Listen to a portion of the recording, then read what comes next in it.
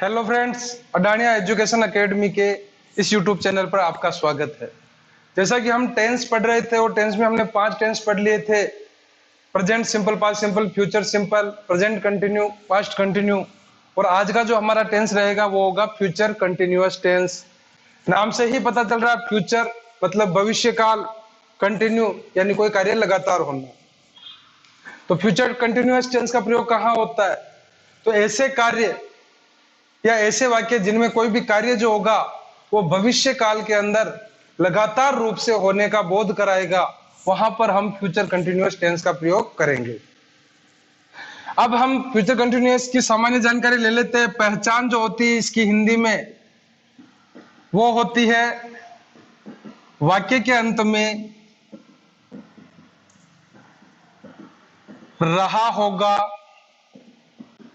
रही होगी और रहे होंगे जैसे शब्द। कीवर्ड्स की बात करें तो कीवर्ड्स में eight this time, at this moment,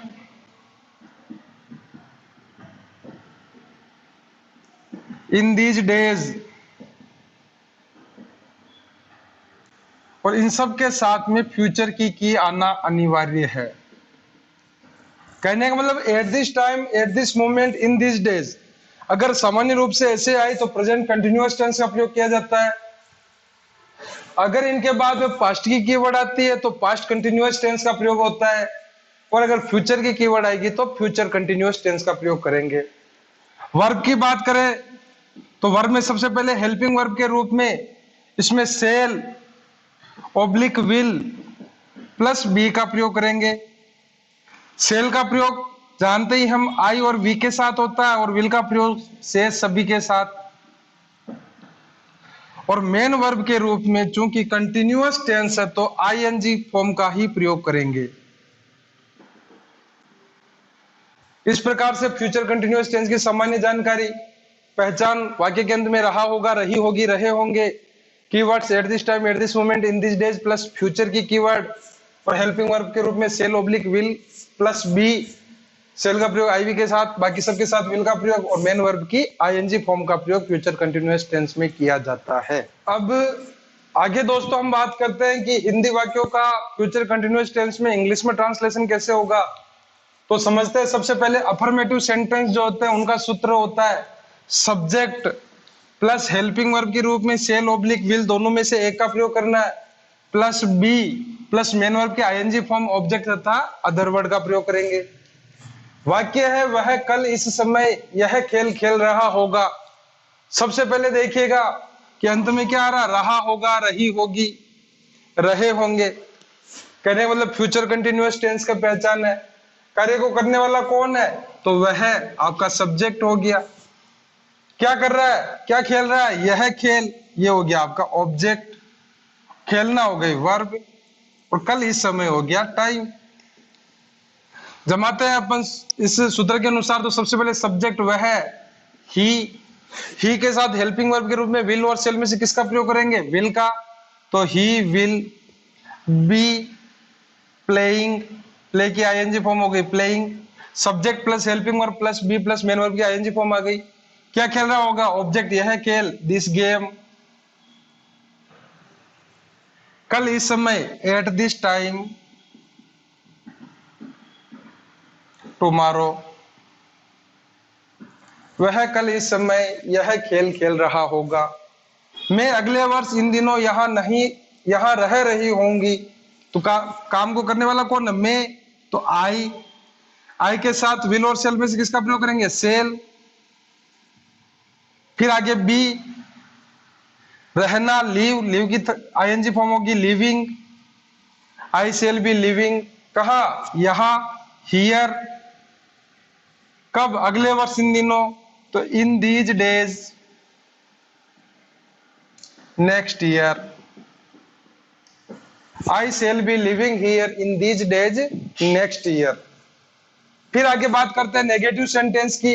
तो नेगेटिव सेंटेंस में सूत्र होता है subject plus shall oblique will plus not plus be plus main verb की ING form plus object plus other word. बनाते हैं हिंदी से इंग्लिश। वह कल यह कार्य नहीं कर रहा होगा, कार्य को करने वाला कौन है, वह सब्जेक्ट हो गया। क्या कर रहा है, यह कार्य ऑब्जेक्ट हो गया, नहीं नॉट हो गया, करना वर्ब हो गई, और कल हो गया टाइम। जमाते हैं ही के साथ विल, नॉट बी कार्य को करना डू की आईएनजी फॉर्म हो जाएगा डूइंग, तो he will not B doing this work. कब कर रहा होगा, कल, तो tomorrow. He will not B doing this work tomorrow, वह कल यह कार्य नहीं कर रहा होगा। तुम वहां कल इस समय नहीं जा रहे होगे, कौन, तुम, यू, विल, फिर नॉट, फिर बी गोइंग, कहा, देयर, कब, कल इस समय, एट दिस टाइम, टुमारो। तो ये बन जाएगा you will not be going there at this time tomorrow, तुम वहां कल इस समय नहीं जा रहे होगे। इस प्रकार से अफर्मेटिव और नेगेटिव वाक्यों का हिंदी से इंग्लिश में फ्यूचर कंटिन्यूअस टेंस में ट्रांसलेशन किया जाता है। फ्यूचर कंटिन्यूअस के अफर्मेटिव और नेगेटिव सेंटेंस के बाद अब हम बात करते हैं इंट्रोगेटिव सेंटेंस, जो कि दो प्रकार के होते हैं, हेल्पिंग वर्ब और WH वर्ड वाले। हेल्पिंग वर्ब की पहचान हिंदी वाक्यों में सबसे पहले क्या आता है, सूत्र जो होगा इसका, सबसे पहले shall oblique will plus subject plus be जो होगा सब्जेक्ट के बाद में लगाएंगे, प्लस मेन वर्ब की ING form plus object plus other word. Sentence देखिए, क्या मोहन कल इस समय गाना गा रहा होगा, तो सबसे पहले क्या से शुरू हो रहा, मतलब हेल्पिंग वर्ब वाला, और रहा होगा मतलब फ्यूचर कंटिन्यूअस टेंस।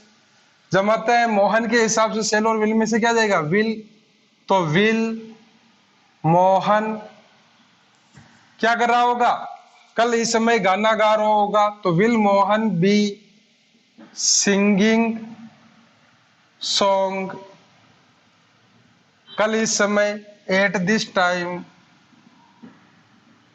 टुमारो। क्या मोहन कल इस समय गाना गा रहा होगा, will Mohan be singing song eight this time tomorrow. क्या तुम खाना पका रहे होगे, तो विल यू, अब आएगा हेल्प बी, हेल्पिंग वर्ब के बाद मतलब सब्जेक्ट के बाद में बी, तो विल यू बी खाना पकाना, cooking food, will you be cooking food, क्या तुम खाना पका रहे होगे। इसी प्रकार से इंट्रोगेटिव WH वर्ड, सूत्र क्या होगा, सबसे पहले WH वर्ड का प्रयोग करेंगे, उसके बाद में हेल्पिंग वर्ब के रूप में सेल या विल में से किसी एक का, फिर सब्जेक्ट, और फिर इस वाक्य में भी बी आएगा सब्जेक्ट के बाद में, फिर मेन वर्ब की आईएनजी फॉर्म, फिर ऑब्जेक्ट, फिर अदर वर्ड। वह कल इस समय क्या कर रहा होगा, तो दोस्तों क्या अगर वाक्य की शुरुआत में आता है तो हेल्पिंग वर्ब वाला प्रश्न होता है, और क्या अगर वाक्य के बीच में आता है तो WH वर्ड वाला। तो समझ लीजिए ये जो क्या आया हुआ ये है WH वर्ड, वह हो गया सब्जेक्ट, ऑब्जेक्ट है ही नहीं, कर रहा होगा हो गई वर्ब, और कल इस समय हो गया टाइम। जमाते हैं सबसे पहले क्या को क्या कहते हैं, वाट, वह के लिए will, he be doing, what WH word, फिर हेल्पिंग वर्ब विल, फिर सब्जेक्ट ही, फिर बी, फिर डूइंग वर्ब की आईएनजी फॉर्म, कल इस समय, at this time tomorrow. What will he be doing at this time tomorrow? वह कल इस समय क्या कर रहा होगा। सीता बाजार क्यों जा रही होगी, रही होगी आ रहा, देख लो फ्यूचर कंटिन्यू, क्यों आ गया WH वर्ड, जाना वर्ब, सीता सब्जेक्ट, और बाजार हो गया ऑब्जेक्ट, अदर वर्ड नहीं है, कोई बात नहीं। तो सबसे पहले क्यों, वाई, फिर will, Sita, be, WH word, helping verb, subject plus be plus verb की आईएनजी फॉर्म, गो की आईएनजी फॉर्म हो जाएगा going to market. Why will Sita be going to market, Sita बाजार क्यों जा रही होगी।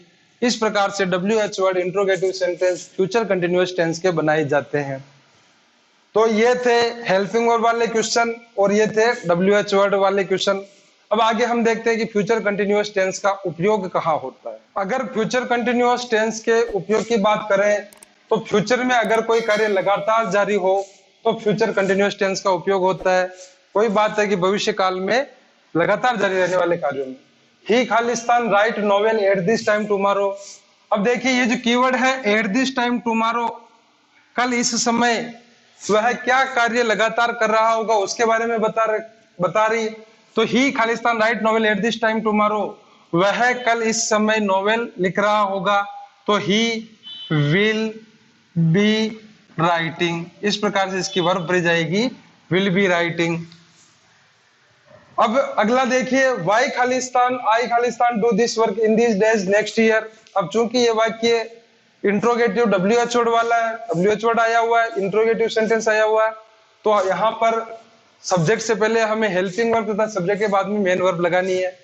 तो आई के लिए देखो सबसे पहले देखिए in this days next year, in this days plus future की मतलब फ्यूचर कंटिन्यूअस टेंस।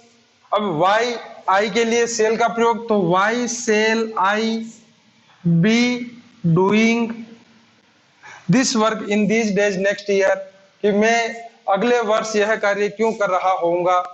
अब देखिए ये जो सूत्र है वो भी देखिए सबसे पहले WH word plus helping verb will या shall plus subject plus be plus main verb की ING form plus object plus other word. उसी सूत्र के अनुसार हमें जो भी वाक्य आता है उसको जमाना। अब चूंकि ये इंट्रोगेटिव WH वर्ड वाला था तो उसी हिसाब से आई से पहले मैंने सेल रखा और आई के बाद में बी रखकर वर्ब की ING फॉर्म का प्रयोग किया। अब आगे देखते हैं फ्यूचर कंटिन्यूअस टेंस जो है फ्यूचर कुछ समय तक जारी रहने वाले कार्यों या फ्यूचर के फिक्स्ड प्लान का भाव बताने के लिए फ्यूचर कंटिन्यूअस टेंस का प्रयोग होता है। तो फ्यूचर में कुछ समय तक अगर कार्य जारी है या कोई प्लान जो है वो फिक्स्ड है तो ऐसे भाव को बताने के लिए भी फ्यूचर कंटिन्यूअस टेंस का प्रयोग करते हैं। सी खालिस्तान prepare for the next exam, मतलब वो अगले एग्जाम के लिए तैयारी कर रही होगी। तो she will be preparing for the next exam. इसी प्रकार से राम खालिस्तान स्टे देयर टिल फ्राइडे, कि राम शुक्रवार तक यहाँ रुका रहेगा या रुकेगा, मतलब कंटिन्यू का वाक्य मतलब कार्य जारी है तो वहां पर फ्यूचर कंटिन्यू, क्योंकि भविष्य काल में कंटिन्यू शुक्रवार तक यहाँ रुका रहेगा। तो राम विल बी स्टेइंग। अब कुल मिला के फ्यूचर कंटिन्यूअस का मुख्य उपयोग यही है कि फ्यूचर में अगर कोई लगातार कार्य जारी हो तो वहां फ्यूचर कंटिन्यूअस टेंस का प्रयोग किया जाता है। यह था फ्यूचर कंटिन्यूअस टेंस। धन्यवाद।